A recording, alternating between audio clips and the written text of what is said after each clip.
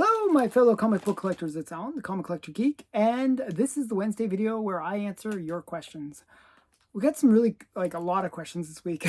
I got a lot of questions to go through. It's actually 2 pages of questions, so it's quite a long list of questions. A lot of really great ones. I have a ton of stuff to show.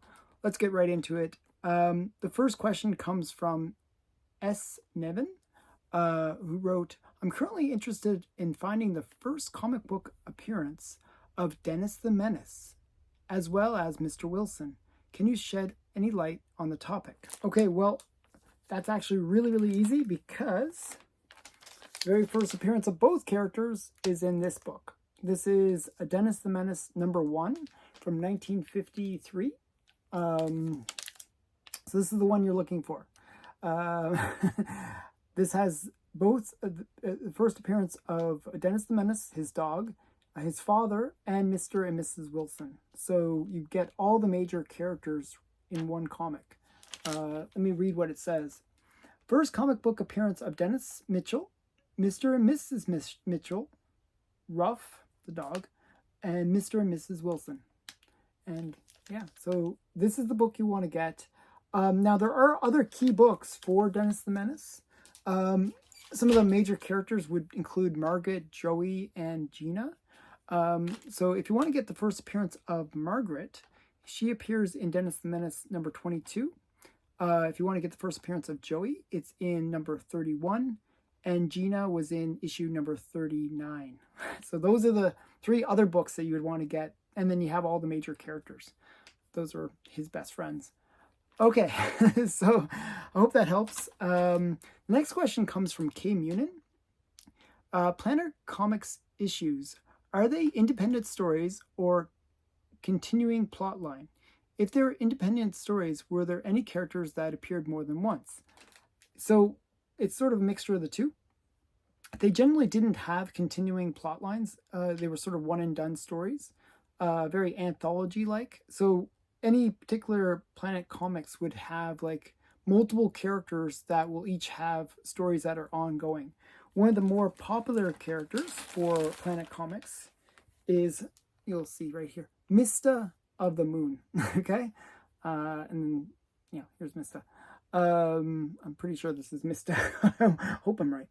So yeah, and then we got some other characters. We got Futura is another one. Space Rangers. Those are some of the other characters that you would see reoccurring in the title. So yeah, they would basically be one and done stories, but the characters would have their own repeating stories. Fiction House did that a lot as well. Each title had kind of its main character, I guess. So for example, Ranger Comics, it was Firehair.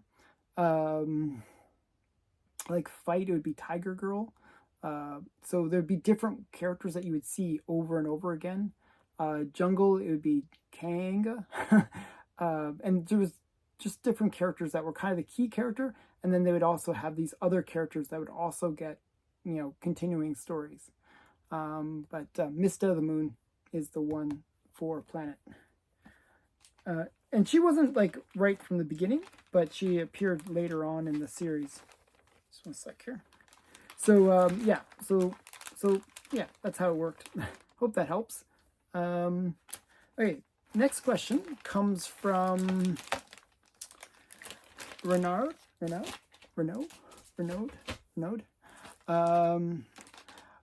I do not know if the question has been asked before, but how do you track your collection and your wish list? Do you use an app or website or an Excel or nothing at all? Okay, so I keep my collection in kind of 3 or 4 different databases, if that makes sense. One, I use the Hip Comic app, and I've been gradually kind of filling that app up with all of my comics. It's a free app, so if you go to Hip Comics, you can get their app. And basically all the app does is you scan the comic. It'll tell you everything about the comic and even try to guess the grade of the comic, which is pretty cool. And then it'll even tell you the value of the comic, which I like. So it's not usually 100% accurate, but it's pretty good. So yeah, what you do is then you can, if it doesn't guess the grade correctly, you can sort of tweak it.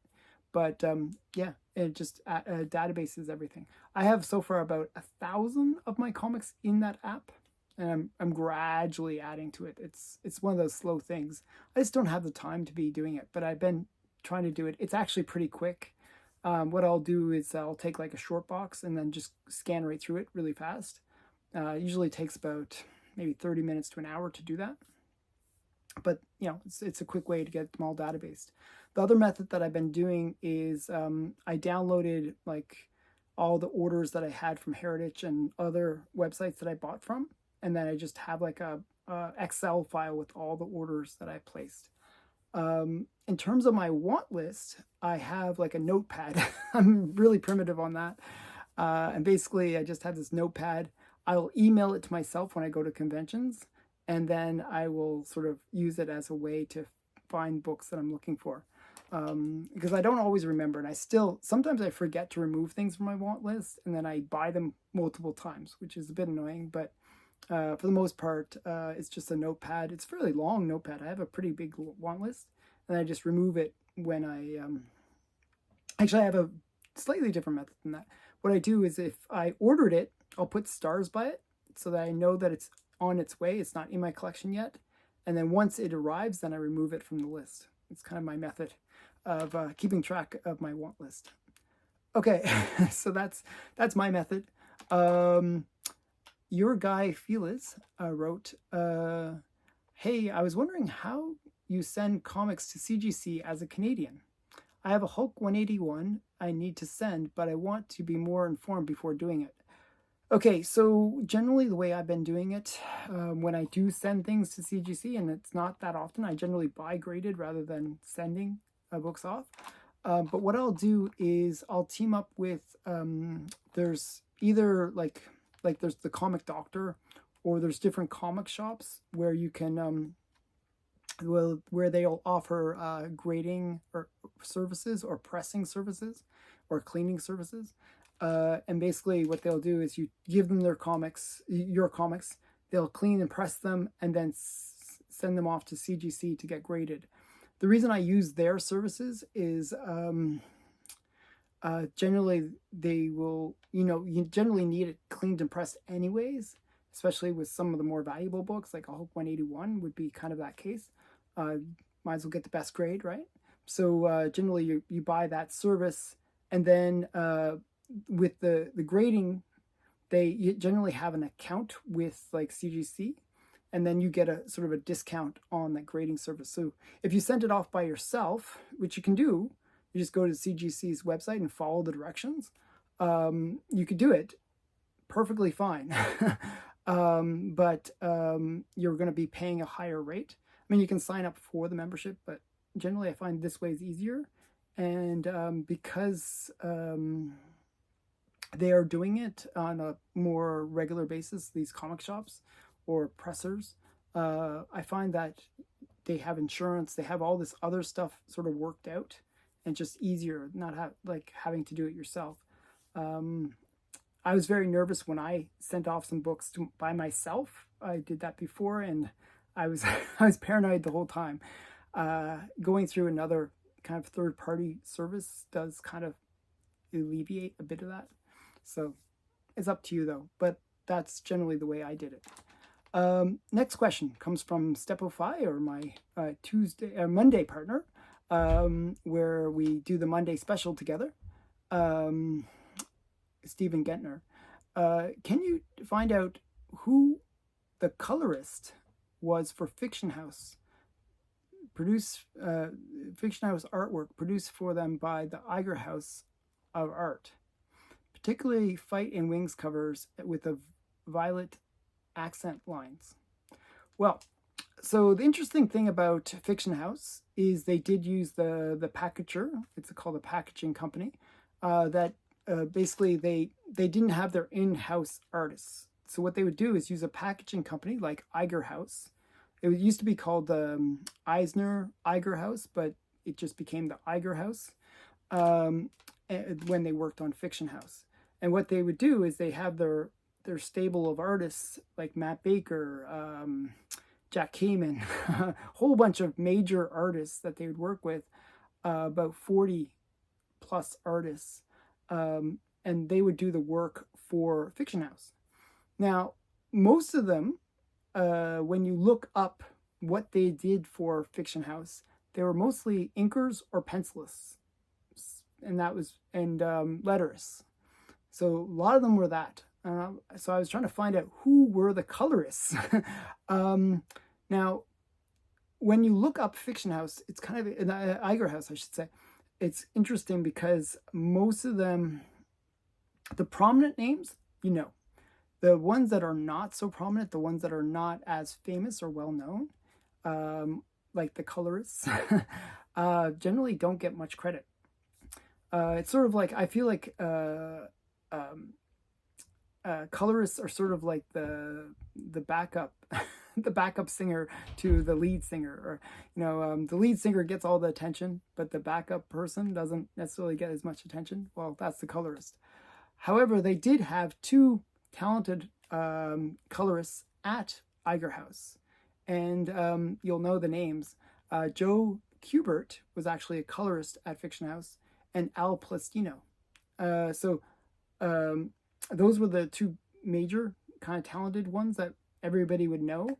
But the other more minor ones, because they're just not as big brand names, it's not recorded. I couldn't find any recording of those other artists. So there's probably dozens of artists at Iger House, but not all of them got acknowledgement for working at Iger House. But I did find those two artists did do the coloring at Iger House. So I hope that helps. I really did research it. I actually went through every single artist that was mentioned that worked at Iger House. And only two were listed as doing any coloring. So I thought that was interesting. Tony Evans wrote, do you think Frank Frazetta covers have further to drop in price? In particular, Famous Funnies 213, 214, and 215. With this in mind, in your opinion, would Frank Frazetta covers be a good long-term investment? Well, I got a little bit of something to tell you about that one. There's a lot to say. So I'm going to show you. I actually just happen to have two of those three. So I have Famous Funnies 214, which is considered one of the best ones for Frank Frazetta. And this one, I checked the census, I checked the past sales, has generally been going up. It's still going up. Like it had sort of its like great time during COVID. Actually, the Frazetta Fiction House, Frazetta Famous Funnies went really crazy during COVID. I'm not sure why, but they did. However, I would have thought there would be a subsequent drop. Generally, they've continued to go up, actually. There has been a few people that have snagged good deals and, some pretty good sales where they got it for cheap. But the majority of sales have been on the upswing rather than downswing. So this is Famous Funnies number 214. And I also have a copy of 215. So I was actually one of the people that snagged a deal. So there are deals to be found with these Frazetta covers, but you have to be lucky. For the most part, I've seen this consistent upswing on the prices. So it hasn't slowed yet. But I really love this cover, by the way. It's one of my favorite of the Frazetta run. This one you'll actually, I'm showing this early because it's actually part of my next unboxing. So you're seeing this early. This is a little bit of a teaser for the upcoming unboxing, which I'm going to call the Grail unboxing because there's a lot of big books in it, and this is one of the smaller books in it actually. But yeah, definitely a cool book. Okay, so stay tuned for that unboxing. It'll be a good one. So yeah, so generally, as I said, I think they are a good long-term investment. The thing is, Fazetta is one of those artists that is known by the younger generation.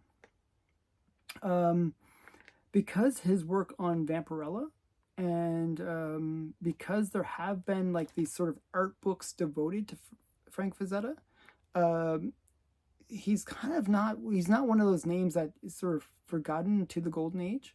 He's one of those artists that still is fairly popular even to this day. So definitely, I don't see his prices dropping anytime soon, even in the long term. Okay, so I would say they're a good investment. Adrift wrote, have you ever thought of creating channels devoted to just your other hobbies? Okay, so no. It's enough to do just this channel. It's a lot of work just doing this one channel. But I am actually planning to do, I do have another channel that I sometimes work on, which is my marketing channel for my business, my personal business, which I haven't really been very aggressive about putting out videos. But I miss it, actually. I miss doing videos for it. So I'm going to probably start making more marketing videos. So if you're ever interested in marketing, I'll give you the link to my, my marketing channel. But I really want to start making some of those videos because I really do love coming up with cool marketing tricks to get things ranking on search engines, or different marketing things that I do. So definitely I'm planning to bring back that channel. Do you have any theoretical or end goals for this channel, as becoming a golden age resource, or creating a wider comic book network, or maybe making it a regular source of income? I'd love, like, if I could quit my day job and just do YouTube and like showing cool comics, I'd love that. I would do it in a heartbeat. But my income is needed in order to pay for all this kind of crazy stuff that I do. I have a very expensive lifestyle, so I need my income. So yeah, I'm not even close to that. If I was more like in the millions of subscribers, then probably I could quit my day job, but not anywhere close to that. So that would be the ultimate goal. But really, my main goal for this channel is actually to provide education, really to showcase the golden age and some of the cool books that I like. And it's also, for me, my day job is really, really stressful. And it's my balance to that stressful life. It gives me like kind of a balance to my stressful life. So I that's really been the end game for me, is like just have something where I can sort of just chill, relax, a little bit of zen in my day. And I do enjoy talking about comics, showing the comics. It's fun for me. Also, I like the comic book community. So for me, the other thing that I really enjoy about this whole YouTube channel, and one of my end games, is to make friends in comics. Like that I've been fairly successful with, where I enjoy the people that I've met through the hobby in the YouTube space. So it's interesting how that worked. One other thing that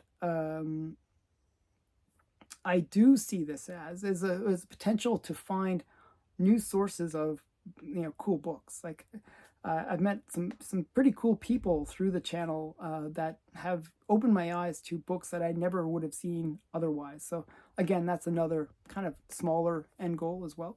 So yeah, those are some of the reasons why I do this channel. But I hope you guys enjoy it. That's there's not much use in all of that if you guys don't enjoy it. So I hope you guys enjoy this, what I do for you guys. Next question comes from Raleigh, comic book collector. Do you appreciate Haunted Thrills #6, which I've tried to get like about 20 times now. Every time I keep on losing out on Haunted Thrills #6, by the way. Amazing Man 22. Headline Comics #11, Wonder World 28, Suspense 11, Mask 1 and 2. I love all those books. They're all actually on my want list. So I guess I do appreciate them. I just don't have any of them. I've been trying to get all of those ones. I actually bid on a Mask 1 recently, and it went crazy. And I was like, oh, I guess I'm not going to win that. It's just like, okay. It's just like really expensive. It just kept on going. I was like, okay, that's an expensive book. Definitely like those books. I'm a big LB Cole fan, so the Mask ones I really do like, but never seem to win. Okay, next question comes from Matt Lakes Comics. Do you still have the original Howard the Duck? Yes, I do. And where did I put it?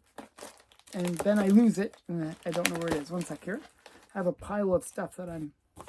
Oh, yes, here it is. I move things around so that I can show it. And actually, somebody else asked me, what was your first comic? Okay, and that was from Lee Baumforth. Okay, so this is my first collected comic, and it's my Howard the Duck. So it's my Howard the Duck #1. This is the book that got me started in collecting comics, because to me this was the grail of grails. I just, when I saw this Howard the Duck #1, I thought, oh, it must be his first appearance. That was the first thought I had. And I thought, who is this duck character? He looks so cool. He's like got this sexy girl in the back. He's carrying a sword. He's like wearing a suit. It's just so weird. It was just like, I thought it was just so cool. And then he's fighting this barbarian guy, and there's Spider-Man. Oh, it just, when I saw this book, it was like, you know that scene where you get love at first sight. Well, this was love at first sight for me. I loved this book. I saw it at a coin store, and I just became hooked into the concept of collecting comics. So this is the book that got me started. This is the actual copy. It's not even in the greatest condition, actually. I was actually really surprised by how beat up it is, considering it was big money for me. It was like $10. Probably still costs $10 to buy this, but it was big money. I was, saved up for it. I really, really was excited to get that one in my collection. Okay. Next question comes from Wayne M. And how many comics do you own? Well, I've answered this many times, but the number, you can add probably about 200 to that, because I just bought about 200 comics. But the answer generally is around 30,000, I believe, in my collection. 30,000 comics. I think that's right.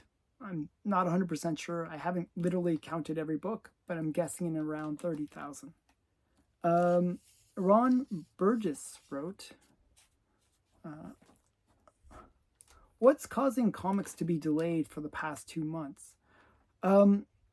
So I kind of addressed this in the previous video, that there are issues with Diamond Distribution, that they're having some financial issues.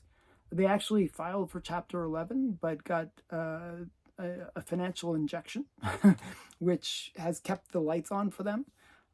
So that's been sort of delaying comics and causing problems with some of the distribution of comics. And therefore the delay that's been happening over the past 2 months. They literally declared Chapter 11 on, I think it was on January 11th, if I remember correctly. So yeah, so that's why they've been really shaky lately. Okay, next question comes from Antonio, and he wrote, "What's your top five for the sexiest females on comics with the best cover of her first appearance, that she is present on the cover?" So this is an interesting one, because it's actually challenging, because you have to have the girl being on the cover, has to be sexy. That's another thing. And it also has to be her first appearance. So there's 3 elements to that. So it's her first appearance, she's on the cover, and she's also in a sexy format. I can give you a good example of one that fails, or some characters that fail on that. Power Girl. If you look at the very first Power Girl, it's in Showcase, it's actually not that great of a cover for Power Girl. She's not really sexy. She's very small. Not really a great cover image for Power Girl, but it is her first appearance. Another good example is Wonder Woman. Wonder Woman isn't on the cover for her first appearance. Her first appearance is All-Star 8. So having all of these three criteria eliminates a lot of like really awesome characters like Wonder Woman, Catwoman, so many really great characters get eliminated. Even some of the ones I like from the Golden Age get eliminated from that list. So I created a list. It's actually 6 books. I gave a bonus because the one that I would have had on the list is buried. One of the ones I wanted to have on the list was Vampirella #1, which is Vampirella's first appearance. But I realized that, I don't know, when I reorganized my boxes in my cupboard over there, like right there, I ended up putting the Vampirella box at the very bottom. So it's literally like I have to remove 10 boxes in order to get the Vampirella out. And I was like, do I really want to break my back just to show one comic? And then I have to all put it back, which would be really painful too. So sorry for the laziness. I'm going to show 6 books. Vampirella should be on this list though, just so you know. But I'm going to show you 6 other books. And the reason I show 6 is number 6 is sort of an honorable mention. It's not the sexiest of sexy covers, but it is semi-sexy. This is Batman Adventures number 12. This is the very first appearance of Harley Quinn. Right there. Now, is it the sexiest of covers? It's not bad. It's just not the sexiest of covers. So that's why it's number 6 on the list. Okay.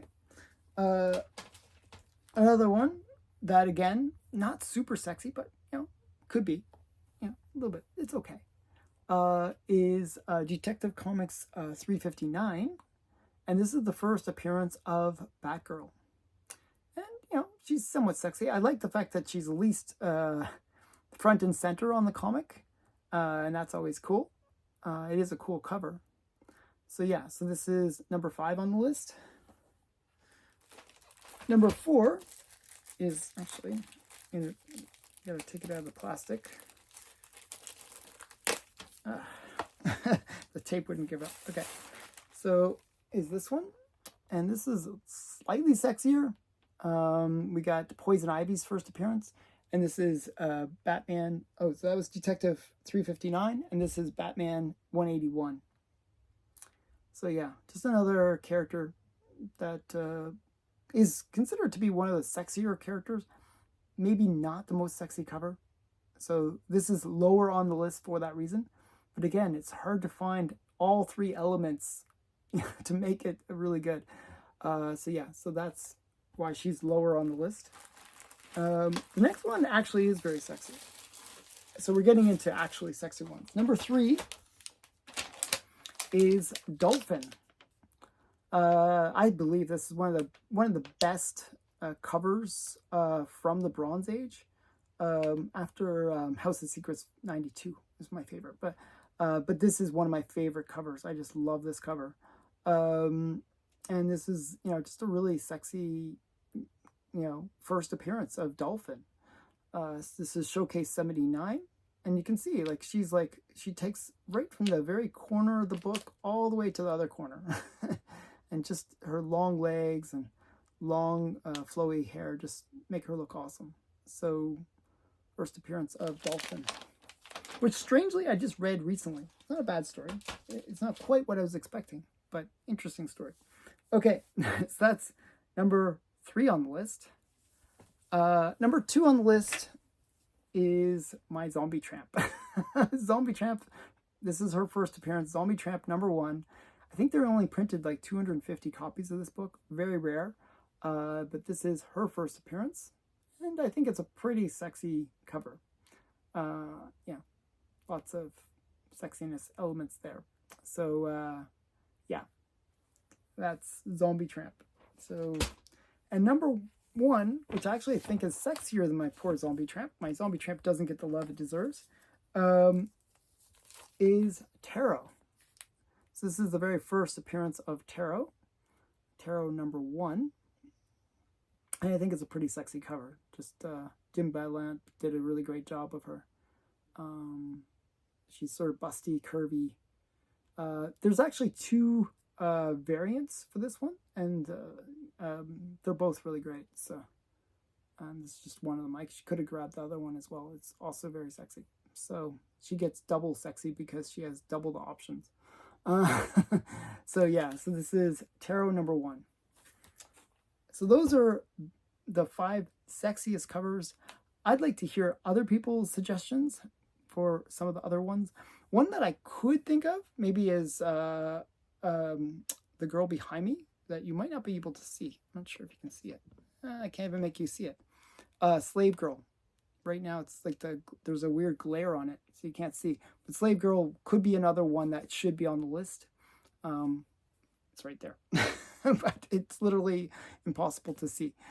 So yeah, so that's another one that could be on the list. I'd love to hear what you think. Who are some of the other girls that are sexy on the cover, first appearance, and they're on the cover, yeah. So I'd love to hear that. Put it in the comments below. If you have a question for next week, I will answer it next week. Just put it in the comments below and I will answer it next week. So stay tuned for that. Again, thanks everyone for watching. Bye for now.